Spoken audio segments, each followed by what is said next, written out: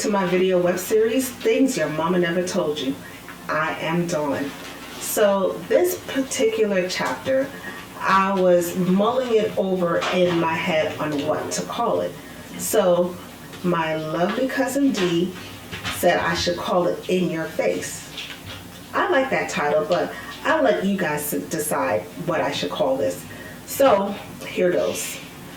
So after my first love, the two major relationships that I had, and almost all my false starts of relationships, they have all told me, oh, all of the women that I've been with, they've all cheated on me. And my ex Satan, the abusive relationship, very toxic relationship, he went on further to say, all my women has cheated on me and left me and have done better. And of course, the nurturer in me would say, oh my God, those freaking whores, how could they do that to you? Such a great guy, oh my gosh. My loves, I'm sorry. If a guy comes to you and tells you that every woman that he has been with has cheated on him, you about to be the next one. Okay? I'm sorry to inform you of that, but you are about to be the next one to cheat on him, leave him, and do better. Because, let me explain this to you. Okay, because, of course, you know, if you're one of my fans and you've watched all of my chapters, you know I like to use a lot of Dr. Philisms, okay? So there are 3 things that Dr. Phil has said, and I've used a couple of them before. The best predictor of future behavior is relevant past behavior. That's number 1. And the next thing that Dr. Phil has said, and it makes a lot of sense, you can't change what you don't acknowledge. So, now yes, I know I sound like an asshole by insinuating that it was their fault, but I'm sorry, it really was their fault. Now, I do not condone cheating in any way because it is underhanded and I am guilty of that. However, not even me as a woman can say that every man that I had been with had cheated on me. Because when I was on my relationship journey, okay, I had to get out my way, and I need to realize why were my relationships not working. So once again, Dr. Phil says you can't change what you don't acknowledge. So I went to therapy because all my friends were saying, oh my gosh, Dawn, you don't need therapy because you're so awesome and all this stuff. And I was like, yeah, but it's coming from women, and thank you, I love you, but I don't want to marry you. I want to marry a guy. So no matter what, yes, I've been dogged out and I've been cheated on, I've been abused and all that good stuff, but the common denominator in all my relationships failing was me. It was me, all the way. So when they all said, oh, every woman that I have been with has cheated on me, I should have said, okay, you're the common denominator in this issue. So what's going on? But no, I said, oh my God, oh, those freaking whores, how could they do that to you? But don't worry, I'm not going to do that to you. I'm never going to do that to you, okay? See, That's a red flag, a big red flag. Huge. And I'm waving it.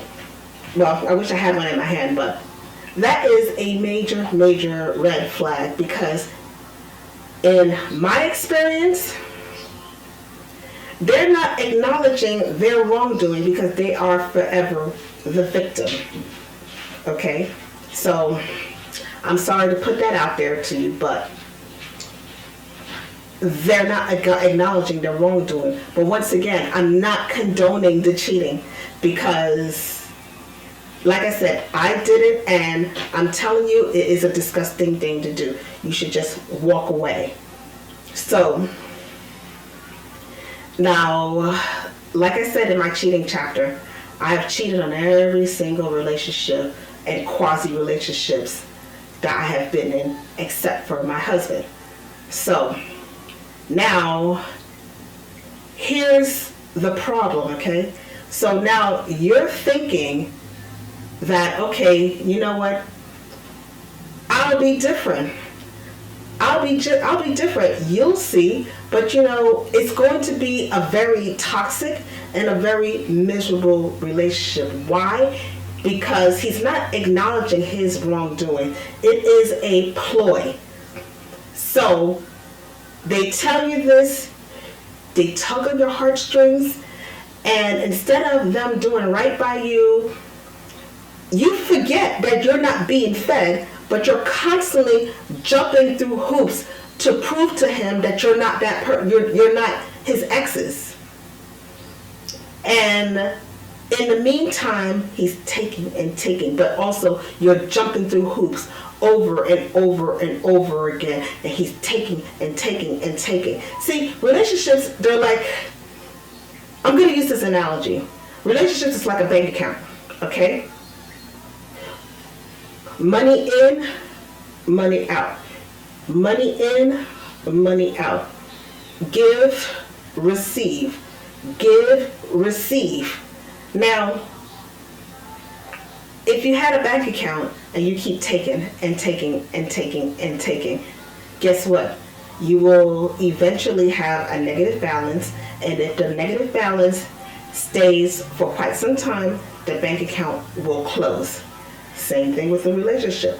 If you keep taking and taking and taking and not replenishing and replenishing, I'm sorry, that person is not going to have anything else to give you, because you already sucked them dry. You sucked the life out of them.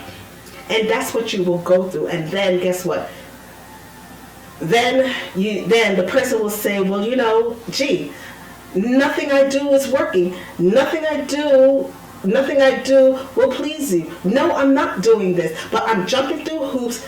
You still treat me like crap, and you're using your past relationship as a crutch. And then also, you're using that as an excuse to say, yep, I told you. Yeah, I told you so. Okay, you told me so. Yeah, I did it. Guess what? I'm gone. Because you did not earn that right to have any of us faithful to you. And obviously, I am, I don't know, I'm not going to say I am a catch or whatever, but obviously I am something that they wanted, because when, yes, I've cheated, yes, I've walked away and all that good stuff, but all of them has always begged me to come back. That doesn't mean that the next time around it's going to be better, but they've always wanted me back for one reason or another, not the right reason. But anybody that says, okay, I have been cheated on by every relationship, that person is the common denominator. And more than likely, that relationship is going to be toxic, because you're going to try to keep proving and keep proving and keep proving that you're not this person, instead of making the person look themselves in the mirror and say why. Now, I'm not saying that I'm the greatest person, but I did realize a few things, because guess what? I'm not going to get in fully about my therapy journey, but my therapist pointed a few things out about me that I really didn't like and about my home life, and it hurt me. But you know what? The truth hurts, and I had to change, and I had to change me, because no matter what, no matter how great I was, no matter how much I cooked and cleaned and worked hard and supported financially, spiritually, mentally, physically, all that good stuff, these guys still weren't treating me the way I felt that I deserved to be treated. So, unfortunately, you know, that's my way of being petty and retaliating by getting what I need from the outside instead of cutting off the toxic person or the person that I'm with. But you know what? Listen, I believe in the power of the universe and the law of attraction. Okay. So it was something within me that was attracting these type of guys, but it's something about them that, you know, would have these women. Like, let's take my ex, yes, I call him Satan. Let's take him for example, okay? So, when he told me that his, all of his girlfriends, all of his women, you know, cheated on him and then left them and did better, I don't care how this sounds, but they were the smart ones, okay? They really were. Because I've seen pictures of these women, and I'm like, oh my God, you guys are absolutely beautiful. They were beautiful. They were smart. And one left him after 7 years. And I'm like, okay, so you didn't marry your child's mother within 7 years. I stayed 6 years with you. You claimed that we were engaged, but you told me that we would never get married and all that good stuff. But then, when I left you, and that's really interesting too, when I left him, I was broke, I was almost destitute, I was kind of homeless. But 6 months after I walked out on him, I closed on a brand new home. So I was another one in line that after I left him, I did better. And then maybe one girl or two girls after me, I heard that he was even more disgusting to her, and she left him and married his cousin. I was like, oh wow, that hurts.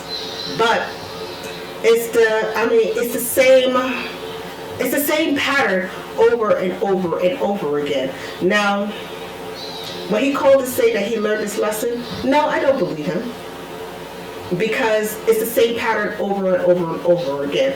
Oh, I did you dirty, I did you wrong, I'm so sorry, let's try again. And then you do just a smidgen of the things that I need you to do, and then I gain hope, and then guess what? I'm running back to you, and then the cycle starts all over again. Romantic Criminal, chapter 7 or 8 or 9. One of those chapters that I did from the past. So, yeah, so basically, I don't know what to call this chapter, but I mean, yes, you know, even if a woman comes to you and say, hey, every man that I've been with has cheated on me, well, you know, I'm sorry, but she's the common denominator, okay? And like I said, cheating on any level, it is wrong, but like I said, what is pushing people away? So there you have it. That's my chapter. You know, I think I'm going to have my cousin do a poll, but I think I might stick with in your face because it is a red flag and I'm waving it. Okay? So the people who do say that, they have to look within themselves, because you can't change what you don't acknowledge. So, once again, my name is Dawn. Thank you for tuning in, and stay tuned for the next chapter. Bye-bye now.